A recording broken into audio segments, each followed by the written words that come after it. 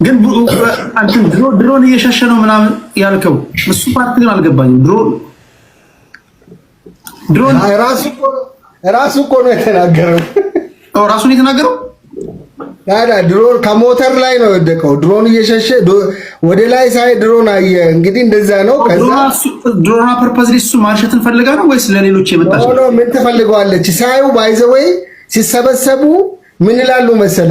ስብሰባ ላይ ደንገጥ ብለው ሲነሱ ተው የፓብሊክ ነው የህዝብ አውሮፕላን ነው የሚባለውና በጣም ነው የምትፈራ። ባይዘወይ ሲሰበሰቡ እሁድ ሰንበት አለና ሰንበት ይሰበስባሉ። ያው ከቤተክርስቲያን ሲመለሱና ወደ ሰማይ ያይና ደንገጥላል እንትኑ የነሱ አባል ማለት ነው። እሺ ግን አንተ ግን በቃል ያልተገኘበት አንድ ነገር አለ። በህዝብ ፊት መተህ ቡድኑ ነው እያየኸኝ አውራ። ዘመነ ካሴ ከዚህ በኋላ ቆሞ ከተራመደ እኔ ፖለቲካ አቆማለሁ ብለህ ነበር። ከወገብ በታች እግሩ የለም ብለህ ነበር። ያው አሁን የምናየው እግሩ ምንድን ነው እኮ? ያው የጅብ ቆዳ ታውቃለህ አንተ። ምን ይድናል እኮ? እንዴት አይድንም? የአማራን ህዝብ መቂኔ እየጠጣ ደማቸውን እየጠጣ 3 ወር ነው። በ3 ወር ውስጥ እግሩ ተመቷል። ዱቄት ሆኖ ነበር። ዳነ። በቃ ይድናል። ሶፋት አንተ በዛ አድንም እንዴ? ስፖርተኞች እኮ እጃቸው አጥንት ተሰብሮ ወገብ በታች የለም እግሩ የለም። ቆሞ ከሄደ አቆማለሁ ብለህ ነበር። የግራ እግሩ ነው አልኩ። የግራ እግሩ ቪዲዮ አለ ማምጣት ትችላለህ። የግራ እግሩ የለም አልኩ። ተመቶ ታጥፏል። እኔም አይቻለሁ። ግን 3 ወር በኋላ ነው እሱ መጥቶ መግለጫ ሰጣደል። በ3 ወር ውስጥ ደግሞ አይዳንም። እንኳን እንደዘመነ የበከል እየበላ በከል ማለት የፍየል ግልገል እየበላ አይቀርና በየትኛውም እንትን ይድናል በ3 ወር ውስጥ። እንግዲህ ከወገብ በታች ግራ እግር ጠፍቶ በአማራ ክልል ያለ ፍየል የሚጠግን ከሆነ እንግዲህ በጣም ይሄ ሁሉም ሰው ከወገብ በታች ጉዳት የደረሰባችሁ ሁሉ ወደዛ ክልል መሄድ አለባችሁ ማለት ነው። በ3 ወር የሚጠግን ከሆነ እንዴ እሺ፣ አኪላ ወደ አንተ ልምጣ። ኦኬ፣ አይ እኔ እንኳን ማስታወሰው እግሩ እንደተቆረጠ ነበር የተናገረውና እግሩ አድጎለት ነው በሚል ቢስተካከል ጥሩ ይመስለኛል።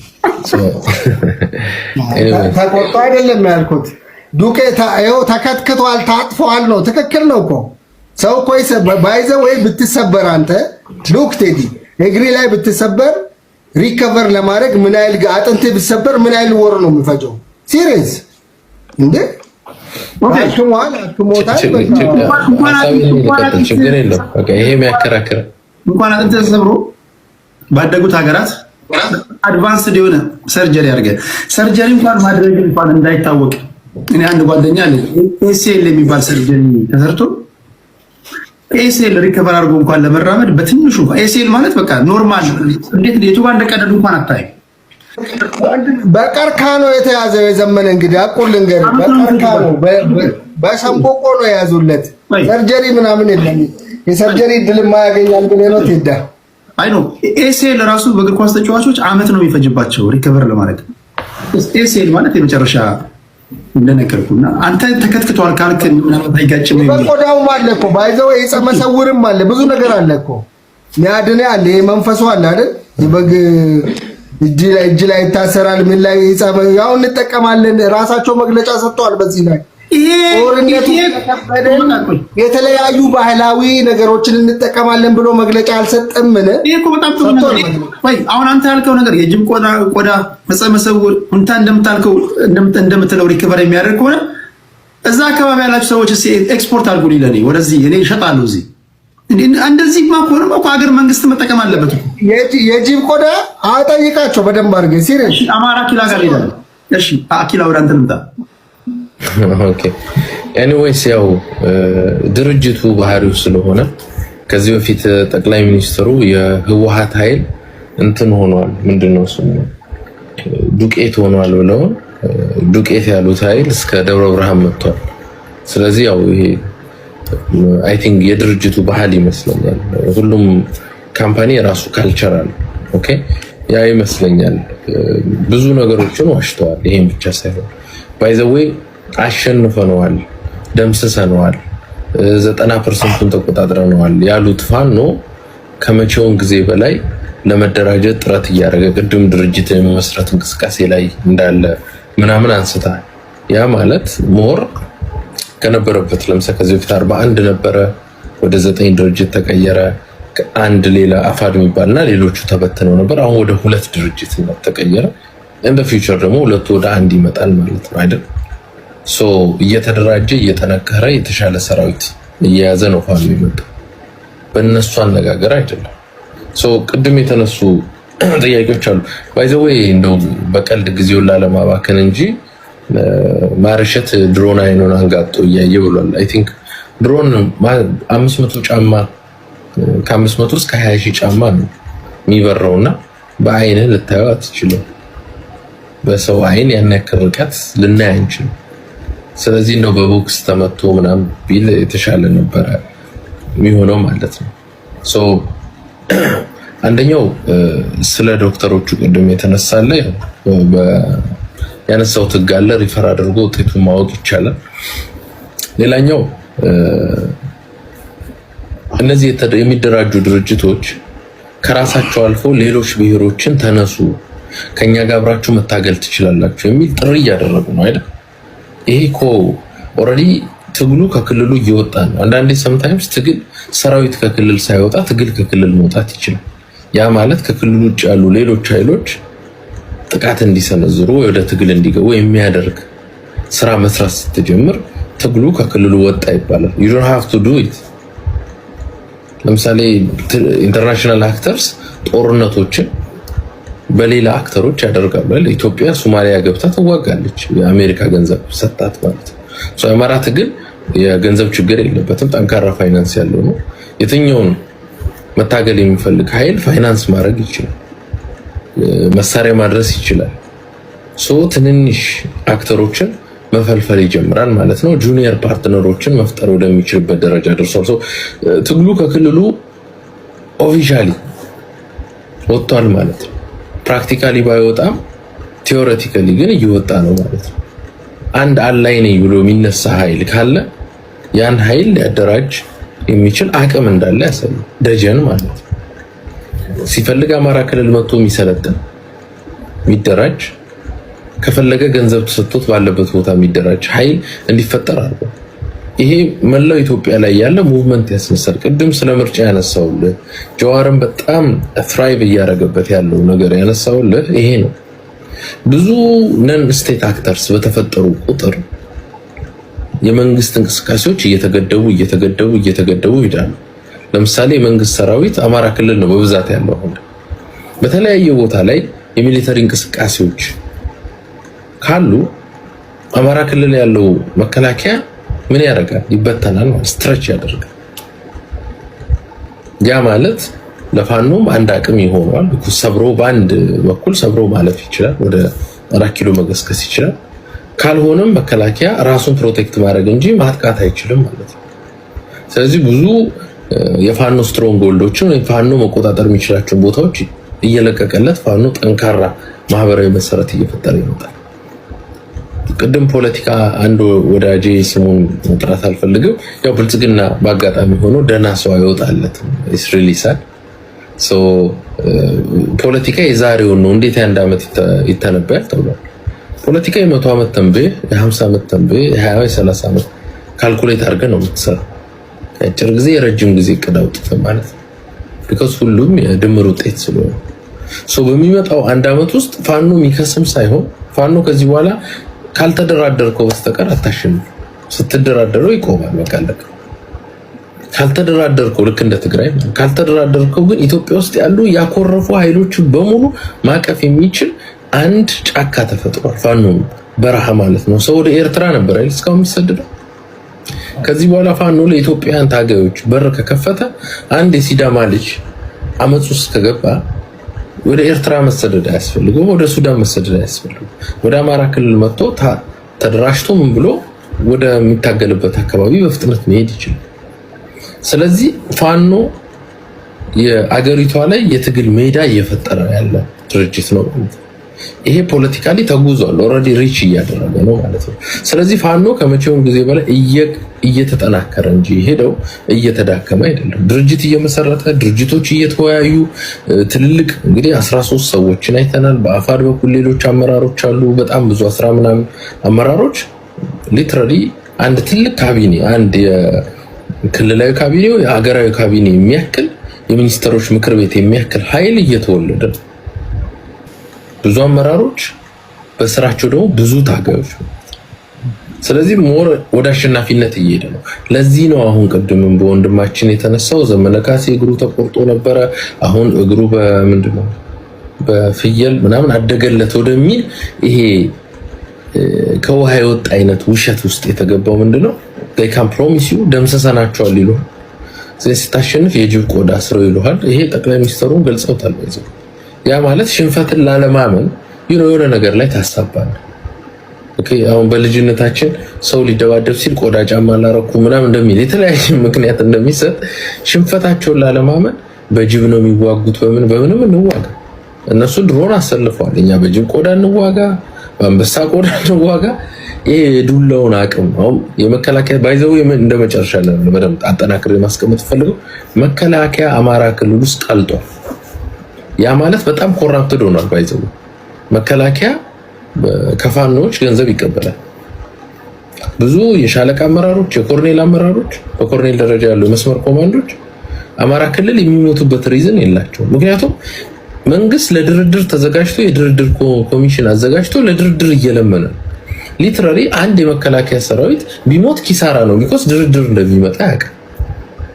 አሁን የትግራይ ጦርነት በጣም ዲፕሬሽን ውስጥ የከተተው መከላከያ ድርድር ሊኖር ለምን ሞትኩኝ ነው። ዛሬ ላይ አማራ ክልል ያለው የመከላከያ ሰራዊት ሞቱ ኪሳራ ነው። ድርድር እንደሚኖር ኦልሬዲ መንግስት አስቀምጧል። ቢያንስ ድርድር አይኖርም እየደመሰስከው ነው ብትባል ጠላትን ለማጥፋት ነው ብለህ ትታገላለህ። መከላከያ ለምን ይታገላል? እስቲ እንደው ሄልዝ የሆነ ጭንቅላት አምጥቶ እናስቀምጥ። ኦልሬዲ መንግስት ከወራት በኋላ ድርድር ካለ እሺ ብሎ በር ከፍቶ እየጠበቀ ነው። አንድ የመከላከያ ሰራዊት ለዚህ ነገ ድርድር ለሚመጣ መሞቱ is relevant። ስለዚህ መከላከያ ሰራዊት ከመሞት ይልቅ አማራ ክልል ላይ ቢዝነስ መስራት ጀምሯል። አሁን ፋኖች ከተለያየ ቦታ ሲንቀሳቀሱ ሁሉ ቦታ ነፃ ቀጠና ሆኖ አይምሰል። አንዳንዱ ቦታ ላይ በ10,000 ብር የሚታለፍ ኬላዎች አሉ፣ በ5,000 ብር የሚታለፍ አለ፣ በ50,000 ብር የሚታለፍ አለ። ከረንትሊ የመከላከያ አብዛኛው አመራሮች አማራ ክልል መንግስት ካየ ድምጽ ነው የሚቀደው። 4 ኪሎና እዛ አካባቢ ደህንነት ቢሮ መንግስት አለ፣ አቅም አለው፣ ጉልበት አለው። የሚካድ አይደለም። መረጃ ያውቃል፣ የት ስብሰባ እንዳደረጉ ያውቃል። በድሮን ካልመታቸው መከላከያ ተጉዞ ሄዶ ያንን ኃይል ማሸነፍ ወይ መምታት አይችልም፣ አቅም የለም። ለምሳሌ የተለያዩ የፋኖ አመራሮች ሲሰበሰቡ በስልክ ሲያወሩ መንግስት ይቀዳል፣ መንግስት ይሰማል። ምን ያደርጋል? እዛ መሬት ላይ ላለ የመከላከያ መሪ ስልክ ይደወልና እዚህ አካባቢ ናቸው፣ ይሄን ተነጋግሯል፣ ምቷቸው ይባላል። ያ የመከላከያ ሰራዊት ለፋኖቹ ደውሎ ምንድነው የሚለው? ከመንግስት ተደውሎልናል፣ ምቷቸው ተብለናል፣ ወይ ቦታውን ለቃችሁ ሂዱ ወይ ተኩሱብንና ኦፕሬሽኑ አልተሳካም እንበል። ይሄ ነው ኮሙኒኬሽኑ አሁን አማራ ክልል ያለው። ኦኬ። ስለዚህ መንግስት አሁን ምንድነው ያለው? በጣም ብዙ ቅጆች ከ50-60 በላይ ቅጆች በሳምንት ትሰማለህ ከመንግስት። የመንግስትን ቅጂ ማለት ኢንተለጀንስ ነው። ኦኬ፣ የጨረስኩት ኢንተለጀንስ ነው። ይሄን ኢንተለጀንስ ካገኘ ወደ አክሽን የሚገባ ሰራዊት የለም ማለት ነው። አብዛኛው ሰራዊት ኦልሞስት ከፋኖ ጋር ውይይት ጀምሮ ተከፍለዋለህ፣ መረጃ ይኖረዋል፣ ይነግራል። ከመንግስት እኩል ለምሳሌ የተቀዱ ልጆች በሳምንቱ ምናምን ወጥተው ባለፈው እየተቀዳን ነው ሁሉ ይሉ ልጆች አሉ። እየተቀዳን ነው በአንዳንዱ ነገር አንድ እንደውም የሰሞት ሪከርድ አለ። ስንት ሰው ሞተ፣ ስንት ሰው ተመታ ሲሉ አይ እሱን አናውራ ያው ስለምንቀዳ። ያ ማለት መንግስት መረጃ ኖሮት ያንን ኃይል መደምሰስ ካልቻለ በድሮን ሁሉን አትመታም። ኢትስ ቬሪ ኤክስፔንሲቭ ድሮን። ስለዚህ መምታት ያልቻለው ኦልሬዲ መከላከያ አማራ ክልል ውስጥ ኮራፕትድ ሆኖ ወይ በሙስና ኮላፕስ አድርጓል። የፋኖ ደሞዝተኛ ሆኖ ነው እያስባለሁ። ቴንክ ዩ አኪላ። አይመን አለ አይመን ቅድም ማን እንዳስወረደኝ አላውቅም እና ወረድኩኝ። ግን ለማንኛውም እስቲ ልናገር። ስንት ደቂቃ አለኝ? 6 ደቂቃ ነው። ቪዲዮ አልበራም። ኦኬ አብረዋለሁ።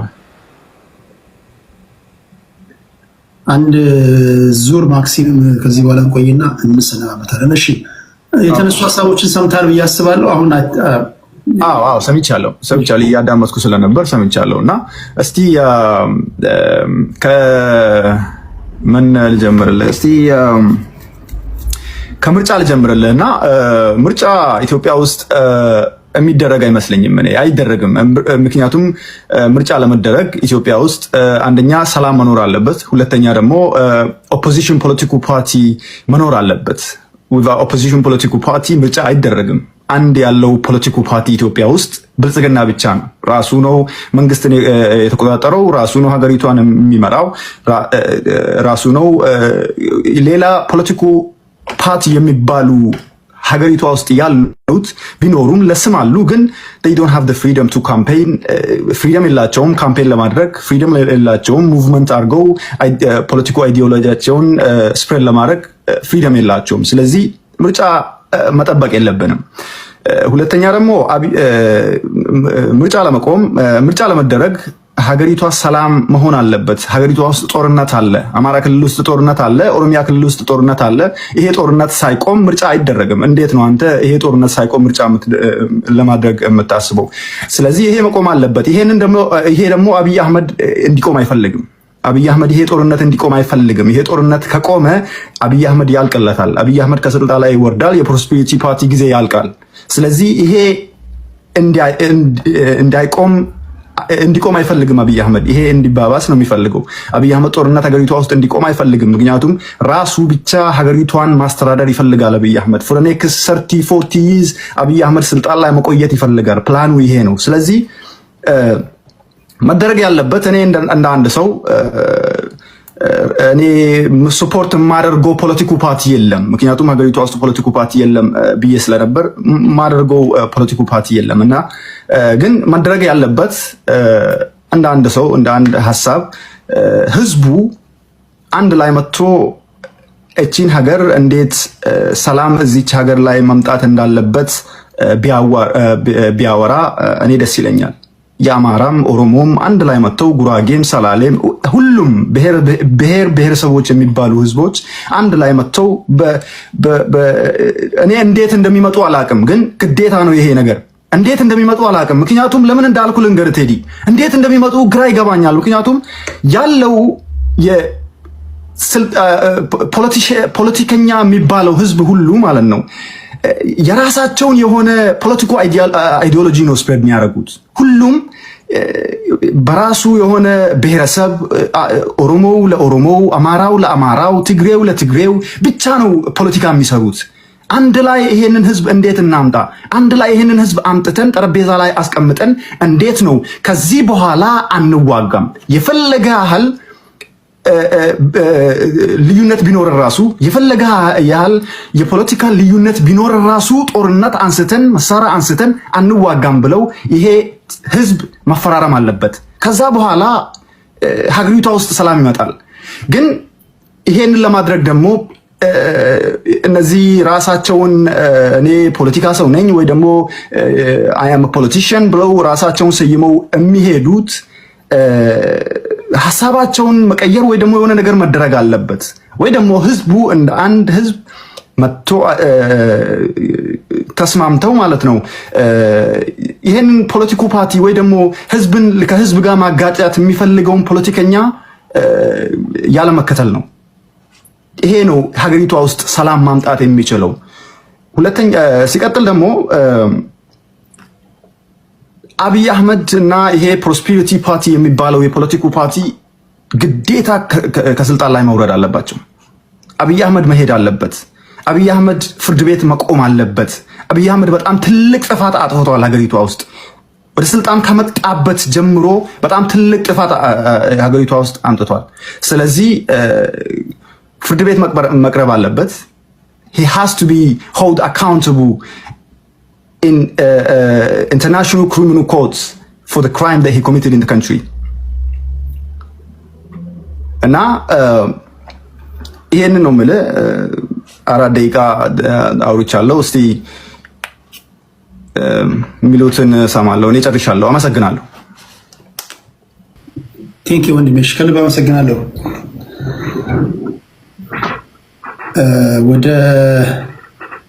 ቡኖ ወደ ቡኖ እንመጣለን። ቡናችን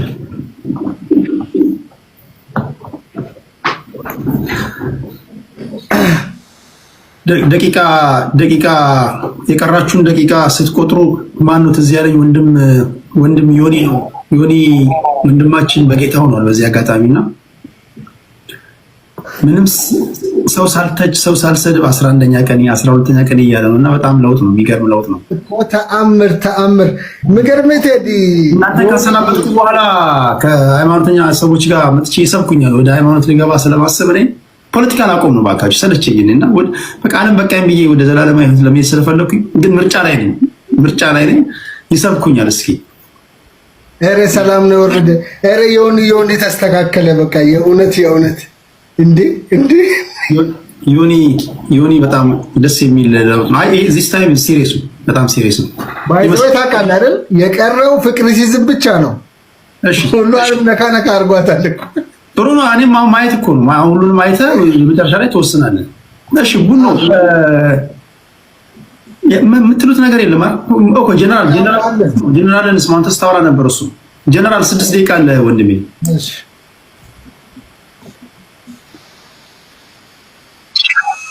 አመሰግናለሁ። እኔ ያው ባለቀ ሰዓት ነው እያየሁ ነበር የገባሁት። አንዳንዴ እያየን ረግጦ ለማለፍ የተሞከረ ነገር ስላለ ነው የገባሁት። መጀመሪያ ወንድሜ አይመን ላይ አንዳንድ ነገሮችን አስቀምጬ ልሂድ። አይመን ነገሩን በጠበጥከው። መጀመሪያ እኔ መገንጠል ነው የምፈልገው ብላል። መገንጠል ነው አንተ የምትፈልገው? መቼ ነው እንደዛ ያልኩት?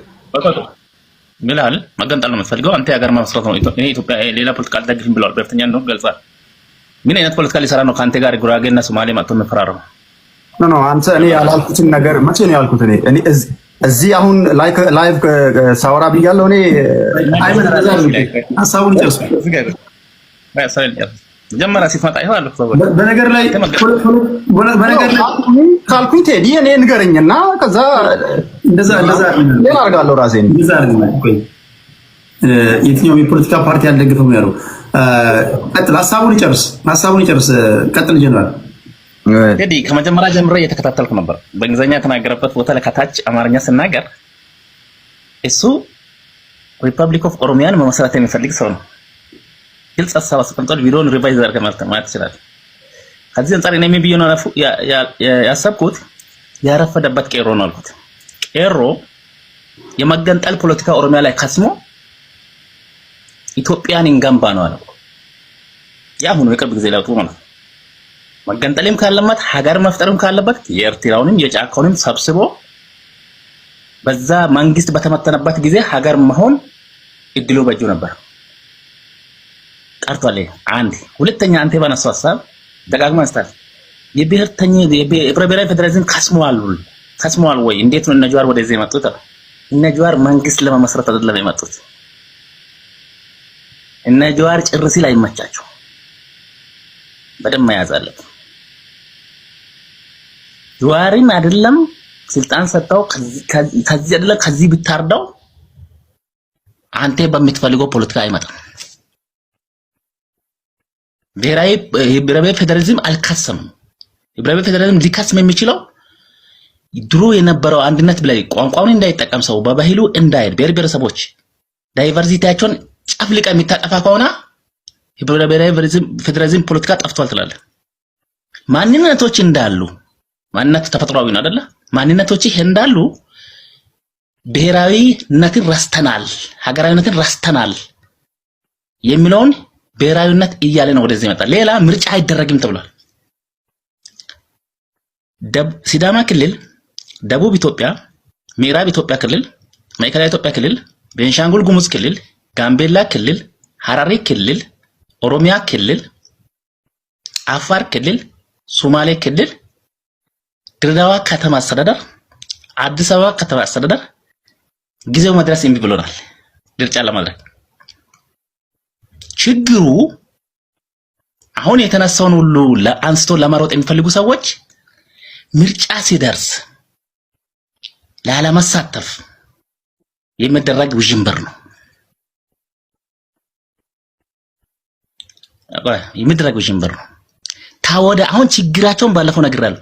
ብሔራዊ ፓርቲ ለመመስረት አይተማመኑም። ቴዲ ግልጹ ነው የምነግርህ። ተቃዋሚ ፓርቲዎች ብሔራዊ ፓርቲ ለመመስረት አይሄዱም፣ አይሞክሩም። እስቲ ጋብዛቸው ከተቃዋሚ ፓርቲዎች። ወንድሜ መሐመድ ባለው ሐሳብ ላይ እኔ የሚቃረን ነው። ከልደቱ አያሌው ልጅ ይልቅ ብርሃኑ ነጋ ነው የከሰረ ብሏል። ብርሃኑ ነጋ ሀገሬን ለመጥቀም ህዝብን ለመጥቀም ከአስበ ከተነሳ ዛሬ ሚኒስተር ነው፣ ፓርቲው ሳይፈርስ ማለት ነው። ልደቱ አያሌው በራሱ አፍ ነው፣ በሚዲያ ነው፣ ፓብሊክ ነው ቀርቦ እኔን ለ30 ዓመት ሐሳቤን ለመሸጥ ሞክራለሁ፣ ህዝቡ ሐሳቤን ስላልገዛ ለህዝብ ሐሳቤን መሽጣት ስላልቻልኩ የከሰርኩ ፖለቲከኛ ነኝ ብሎ ለዓለም ቪዲዮ ማውጣት ይቻላል። ልደቱ አያሌ ሰላማዊ ትግልን ይከተላል። ልደቱ አያሌ በደቂቃዎች ውስጥ ነው 40 ደቂቃውን 30 ደቂቃ ውስጥ ነው ሬፕ ተደረገው። በአንዴ ከመስከረም በኋላ መንግስት ለምለው አወጀ። ለ30 ዓመት መሐመድ ወንድሜ እንዳለው የሰላማዊ ትግል ምሳሌ ነው ለኔ የሚሱ የዲሞክራሲ ምሳሌ ነው። ልደቱ ሐቀኛ ነው። ግን በ30 ደቂቃ ውስጥ ወይም 5 ደቂቃ 1 ደቂቃ በማት ሞላው አባባል ከጀዋር ጋር ቁጭ ብሎ ሀገሪቷ መንግስት አይኖርም ማለት ከፍቷል አይደለም። ይሄ ሀገር ላይ ሀገርን ማፍረስ፣ ሽብርን ማወጅ፣ ጄኖሳይድን ማወጅ ነው። ወንጀለኛ ነው። የሱ ሰላም የ30 ዓመት ትግሉ እዚህ ጋር ከሰማ። የኔ ጥያቄ ብልጽግና ፓርቲ መሄድ አለበት፣ አብይ መወገድ አለበት፣ መሄድ አለበት። አንድ ፖለቲካ ፓርቲ ሌጂቲሜሲ ያለው ለስንት ዓመት ነው ካሸነፈ? ሌጂቲሜት ነው ህጋዊ እውቅናም በለው ቅበልና የሚሰጥ የሚኖረው ለስንት ዓመት ነው? ምርጫ ካሸነፈ ለ5 ዓመት ለ5 ዓመት። ከ5 ዓመት በኋላ ምርጫ ካልተደረገ አንድ ፓርቲ እውቅና ሊኖረው ይገባል። በሰላም ሀገሪቷ ላይ ምንም ሳይፈጠር ዓለም አቀፋዊ ችግሮች፣ ሀገራዊ ችግሮች ከሌሉ ሀገሪቷ ላይ ተጽዕኖ የሚፈጥር ነገር ከሌለ ቅድሚያ የሚሰጥ ነገር ወደ ምርጫ እንዳትሄድ የማያደርግ ነገር ሳይኖር እኮ የጀዋርና የልደቱ እኮ የወቅቱ ንግግር ብልጽግና ምርጫ ካላደረገ ከሁላችንም ወይም ከሌሎች ፓርቲዎች እንዳንዱ ይሆናል፣ በተለየ ሁኔታ አገር የሚያስተዳድር ፓርቲ ነው ሊያሰኘው የሚችል ምንም ቁመና አይኖረውም። ቢኮዝ ኤክስፓየርድ ያደርጋል። ልክ እንደ ኦፌኮ እንደ እናት ፓርቲ እንደ ሌሎች ፓርቲዎች እንደ ተቃዋሚ ፓርቲዎች ነው የሚሆነው አይደለም። ይሄን ያለው ይሄ ታዲያ ምን ነው ጥፋቱ? ኦኬ ጥሩ ነው። እዛ ጋር ምርጫው የተራዘመው ለብልጽግና ፓርቲ ብቻ እድሜ ለማራዘም አይደለም። ዓለም ላይ የተፈጠረው የጊዜውን ኮሮና ቫይረስን ምክንያት ተደርጎ ምርጫ እንዳይደረግ እንደ ሀገር የቀረበ ነገር ነው። ገብቷል አይደለም? ከዚህ በላይ ነገርም ከተፈጠረ ታራዝማል። ግን ሀገር ሰላም ሆኖ ብልጽግና ፓርቲ አሁን ከ1 ዓመት በኋላ ጦርነት አለ ያና ጦርነቶች አሉ በአንዳንድ ጫፍ ላይ ሀገር ሰላም ሆኖ ያለ ብልጽግና ፓርቲ አይ ምርጫ አያስፈልገኝም ብሎ ያለ ምንም ምክንያት ሊቀጥል ካለ ህጋዊ አይደለም። አገሪቷ ላይ አሳማኝ ጉዳይ ካለ፣ ችግር ካለ፣ ወረርሽኝ ካለ ገብቷል አይደለም? በድንበር ላይ ብሔራዊነትን ጥሶ የመጣ ኃይል ካለ ከተታወጀ ኃይልን ያን ጠላት ለመመለስ የሚትሄድ ከሆነ ምርጫውን ጉዳይ ታቆየዋል። ገብቷል አይደለ? ታቆየዋል። ግን በሰላም ምርጫ መድረክ ሲችሉ ተቃዋሚ ፓርቲዎች እኮ አንተ ቴዲ ልጅን ብትሆን ታውቃለህ እኮ የተኛው ተቃዋሚ ፓርቲ ነው በመለስ ጊዜ አሸንፎ ሲንቴ የገቡት እኮ ከመለስ ጋር ከመሳደብ ውጪ ስለ አንዲት አካባቢያቸው ልማት ለመስራት አውርተው ያውቃሉ? እያንዳንዱ ቪዲዮ እስቲ ግባና ሪቨርሳል ነፍሳቸውን ይማርና የተከበሩ ቡልቻ ደመቅሳ በሚናገሩት ቅኔ ኮሎስ በሳቅ ሽንታቸውን እየጨረሱ የሚሉት የተኛው ተቃዋሚ ፓርቲ ነው አሸንፎ ገብቶ መንግስትን ሲደራደር ያየው ሲወዳደር ያየው የልማት ሐሳብ ሲያቀርብ ያየው ብርሃኑ የተሻለ ነው። ዛሬ ተቃዋሚ ፓርቲ ነው አይደለ? በተመደበበት ዘርፍ ልማት እየሰራ ነው። ገብቷል። ትምህርት ፖሊሲውን ለመቀየር ጥረት እያደረገ ነው። ትምህርትን ጥራትን ለማስከበር ጥረት እያደረገ ነው። በሌለበት አቅላ ባይሄድ ጥሩ ነበረ።